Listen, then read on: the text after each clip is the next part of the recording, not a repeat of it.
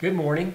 It's September 24th, 2018. We have 6 days left in the month, 6 days left in the quarter. I want to give you guys a quick recap of where we are month to date and quarter to date on sales, and then talk about what's happening this week at TBG. So let's get started. So as of the recording of this video tonight, we are at 16 on a plan of 42. I do know of 3 or 4 contracts that are out there that should fund on Monday, so I expect that we'll be somewhere close to 20 by the reporting deadline, which is now Monday at midnight. So still consistently behind our plan, similar to the last several months. I did have a chance this weekend to catch up with division leaders at Tom Sharp, at Ashton Woods, at Pulte, John Whelan, Edward Andrews, and Taylor Morrison. Basically the home builders that compete for the buyers, the same buying demographic that we do, and everybody seems to be in the similar shape. Where we feel like the market is that Atlanta has typically been a very seasonal market where we have peaks in the spring and then we have a peak again later at the end of the year, and it usually valleys in that mid part of the year, and we're hopefully coming out of the valley. The peak at the end of the year isn't nearly as high as the peak at the beginning of the year, but everybody seems to be in just about the same situation. So we will all be fighting for sales in the last quarter, trying to stay on track. It looks like we will finish the end of the quarter right on track for sales year to date, even though we've been behind for the last several months. Fortunately, we got very far ahead in the first quarter, and so it looks like going into the fourth quarter from a sales perspective, we'll be right on plan. On the closing perspective, we have another great month this month. We're wrapping up this week. It looks like we'll finish up somewhere between 115 and 117 closings on a plan of 110. So again, we expect financially to see good results for that. Our good sales in the beginning of the year have kept us right on plan for our closing, and I'm excited about that. As we look ahead to the fourth quarter, we need to sell, as of last week, about 32 homes to make our annual plan. We need to sell 40 homes to make our plan for the fourth quarter. So that's really the stretch goal for the year, somewhere around 40 homes between now and the beginning of December that we need to sell that can close this year, and I think we'll be in good shape. I am excited about some upcoming opening of sales this week. We'll be opening up at Pratt Stack. We've had a great VIP week last week. We finish up this week. We have some exciting meetings where we demonstrate our virtual tour on site, and then this weekend we'll be opening up for sales, and we have expectations that we'll see some early sales at Pratt Stacks. We also will be opening up Rose downtown adjacent to East of Main, so we're excited about seeing some anticipated single-family sales for people who've been looking for single-family homes in Alpharetta, where we've been sold out for several months at East of Main. And then next month, in the middle of the month, we'll be opening up Idlewild in Cherokee County. We're excited about that grand opening, and then also Boulevard, which we closed on those lots right across the street from Ponce Market in the old 4th Ward. We're in for permitting, and we should be opening up for sales in the middle of October. So hopefully those new communities opening up will really help our sales in the fourth quarter. As we wrap up the third quarter, there have been some highlights on the sales side. I would like to congratulate Heather at Roswell Township. She is 6 on a plan of 6 with a couple days left, so things look up at Roswell Township. And then everybody saw last week, Danielle had a great week last week with 4 sales. She's on plan at Chelsea Walk and has been selling for us over at Roost Farm, and we sold our second home at Roost Farm, so we're excited about that. And then hopefully this week, East of Main, Clay and Linda will get their one more sale they need to stay on plan. They're sitting at 6 on 7. So let's finish up the week and the quarter strong. Let's get as many sales as we can. It's critical. We need about 4 or 5 more this week so that we are assured that we'll be on plan for the year, and let's get it done. As we look forward to this week, it's going to be a busy week at the Providence Group. Some big stuff happening. On Monday, today, we'll be hosting a Exhibit E rollout meeting. I'm excited about that. It's been a combined effort with our ops team and our leadership council and several leaders within the company as we've looked at the Exhibit E and how it needs to improve so that it meets the needs of our business moving forward. We'll be rolling that out to the team on Monday with a target rollout date of sometime around the middle of November. We also have 2 big trade partner meetings, one on Tuesday and one on Thursday. And I'm excited about those 2 meetings, an opportunity to get in front of our trade partners, share what's going on with some process change that we have in place for them, and give them an update on where we are for plans for next year so that they can staff themselves accordingly. For the rest of this video, I really want to talk about something that's heavy on my mind that I want to share with you guys about the vision of our company. A couple weeks ago, I had an opportunity to listen to a TED Talk on making decisions. And it really, the combination of that TED Talk and some things that have been happening with us on the design side, some things that have happened with us with the Exhibit E, really coalesced around this concept of how do people make decisions. So I want to roll a quick little video, and then let's catch up and talk a little bit about how people make decisions and how it impacts us at the Providence Group and what we can do to make sure that we maximize the opportunity to help people make decisions, buy homes, and help us to get and achieve our goals. So let's kick off this video. I was at the drugstore refilling my prescription for, you know what, it's none of your business actually. I was at the drugstore and I was shopping, and I realized we have way too many choices of every kind of product. Don't you think? There are so many different things out there. The world is cluttered, and you know, they say variety is the spice of life, but maybe we're getting too spicy because the amount, let me just show you. I brought some of these things back and I put it on my expense account so I could just buy everything. These are toothpastes that are just at that one drugstore. Isn't that ridiculous? Okay, here's one I found. This is Aquafresh, and it's called Extreme Clean, and it has whitening action right there. You see that? All right, so you have the whitening action, and which is, who doesn't want that? I'm not going to pass that up until you get to the next one. You see this one, Aquafresh Advanced 2 times whitening. Now, why wouldn't I choose that? So that to me, if you don't have a flashlight, your teeth can help you see in the dark. Just smile and you see where you're going. Here's one. This is Crest, and it's 3D white, which means your teeth will be incredibly white, but only people with special glasses can see them. This is interesting. Someone came up with this. Crest, and it's whitening with, of course, everybody wants the whitening. There's nothing that says not whitening. Whitening plus scope, and then it has citrus splash. See that? It's the wonderful taste of drinking orange juice right after you brush your teeth.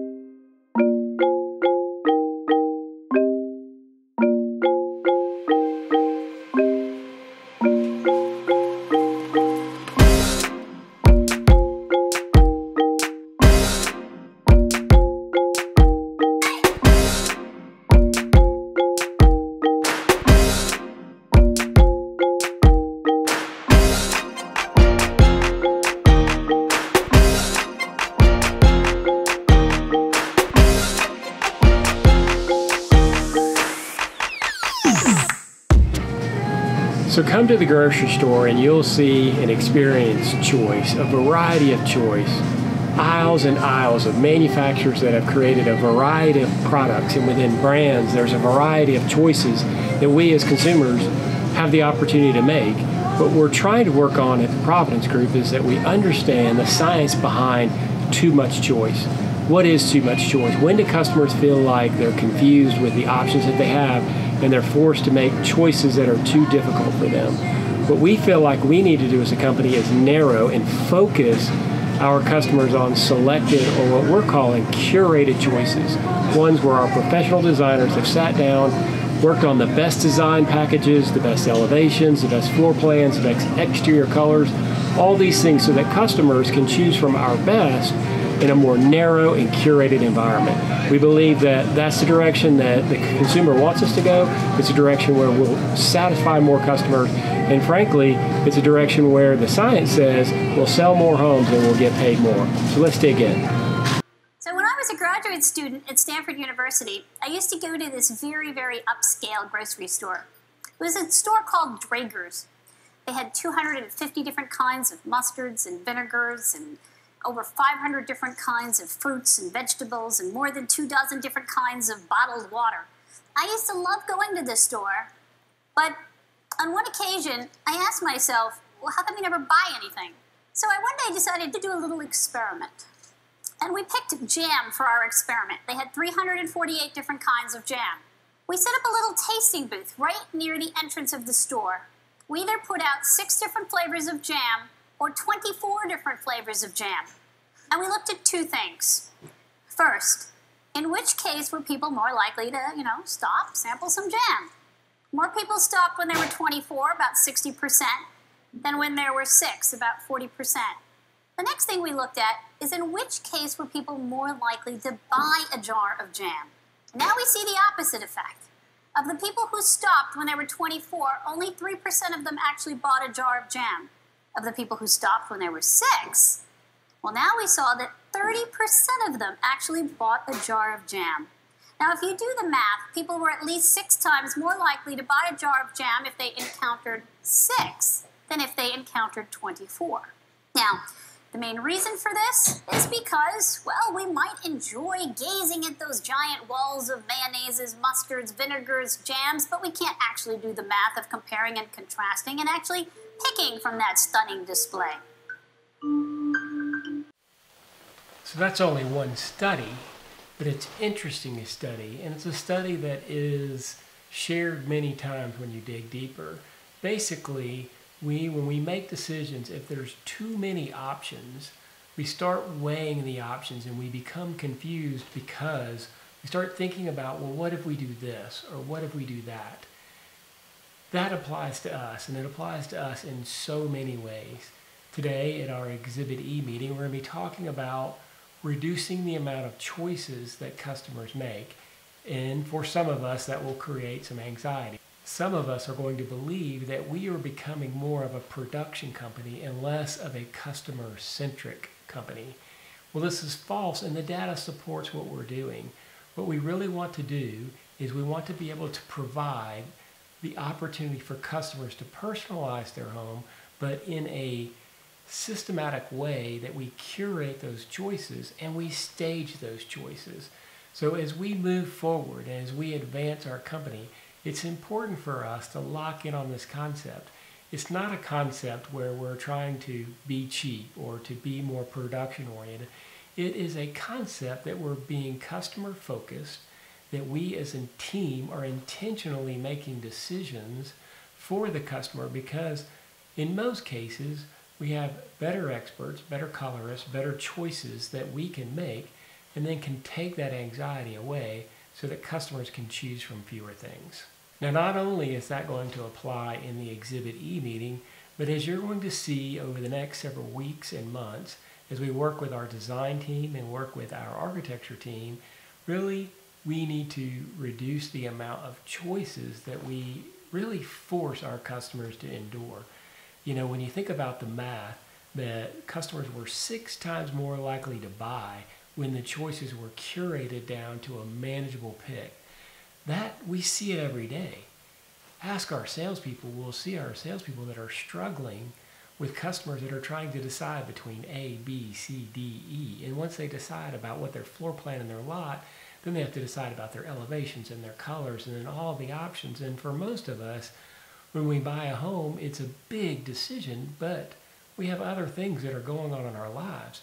Primarily, we're making a decision to buy a home because something else big is going in our life. We got a new job, we're getting married, we're downsizing, and we frankly, just as consumers, don't have time to occupy our mind with that much choice. They're really asking for us to help us make those choices. So, based on this science and based on a couple of other interesting studies, we're going to be diving deep. Listen here, here's another study about the architecture of choice. how do we as a company set ourselves up and set the customers up so that we can guide them to decisions? What is it that helps customers really make a decision? Let's listen. And I'll tell you a story about a company called Express Script. They manage pharmaceutical benefits. They do all kinds of things. But one of the things they do is they send people with chronic illness medication over the mail every 90 days. And what Express Scripts tries to do is to switch you from taking branded medication to generic medication. And they write you a letter and they say, dear Guy, you're going to save money, your employer will save money, we will save money if you only switch to generic. And people don't switch. And they try all kinds of approaches and people don't switch. So for 1 year, they offer people zero copay. Less than 10% of the people switched.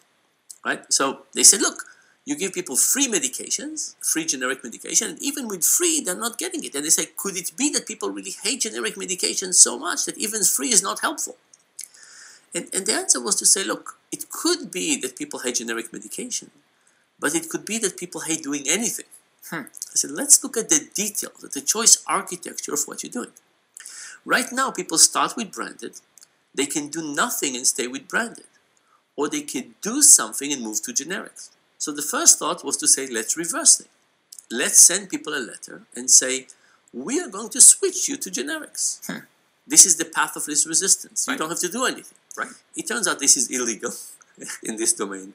But instead what they did was they sent people a letter and they say, if you don't return this letter, we will be forced to stop your medications. But when you return this letter, you can choose branded at this price or generic at this price. What happened now?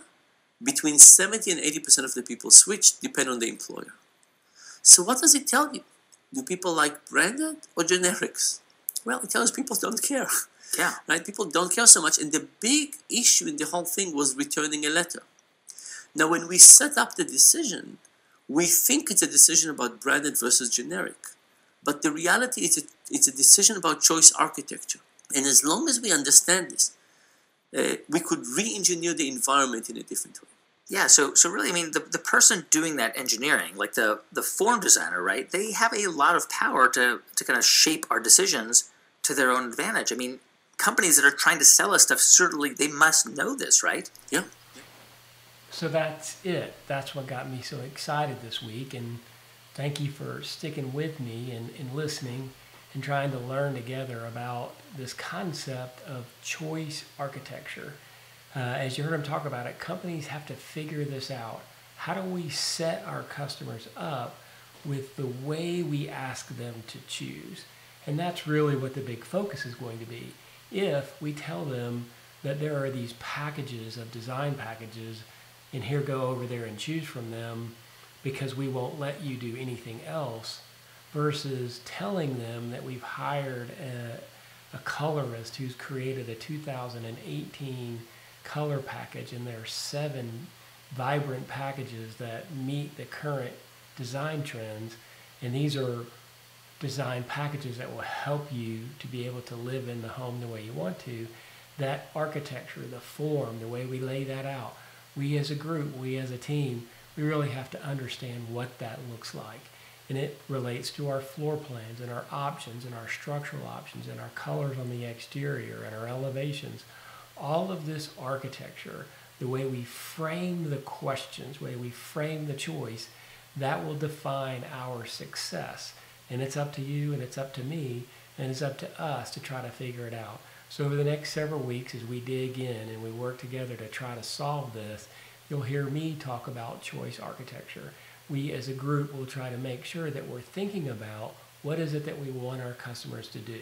In the example from this story, basically customers did not want to fill out the form, so they forced them to fill out a form to make a choice. They knew what the outcome was. There was another story, and I'll leave you with this one, and maybe it'll help you think about what do we need to do to try to make sure we set ourselves up for success. There was a country that was struggling with organ donation, and they had their form that was at the DMV, and it basically was a box. Check here if you'd like to be eliminated from donating your organs. And most people would go through the process, they would do the DMV, and they would check the form. Well, after study and study and study, and they tried to get more and more organ donation, they switched the question around. And they switched it around, they said, check here if you would like to donate your organs. And because people were tending to check, they would go through the process, they would check, and they went from 30% organ donation to 80% organ donation just by changing their form architecture. It's an opportunity for us as we dig into the future as to how do we create the form architecture, the choice architecture for our customers. We want them to feel great. We don't want them to be overwhelmed. We want to guide them in the decisions they're making. And in the end, they will feel more comfortable, they will trust us more, and they will enjoy the process and more than likely enjoy their home. So thank you for listening. I hope you enjoyed this message, and I look forward to seeing most of you this afternoon at the Exhibit E meeting. Many of you at the subcontractor meeting that we'll be having on Tuesday and Thursday. And for the rest of you, let's finish out the week, finish out the quarter strong. Let's get these homes closed, and let's get as many sales closed as possible. Have a great week, and thank you for all you do.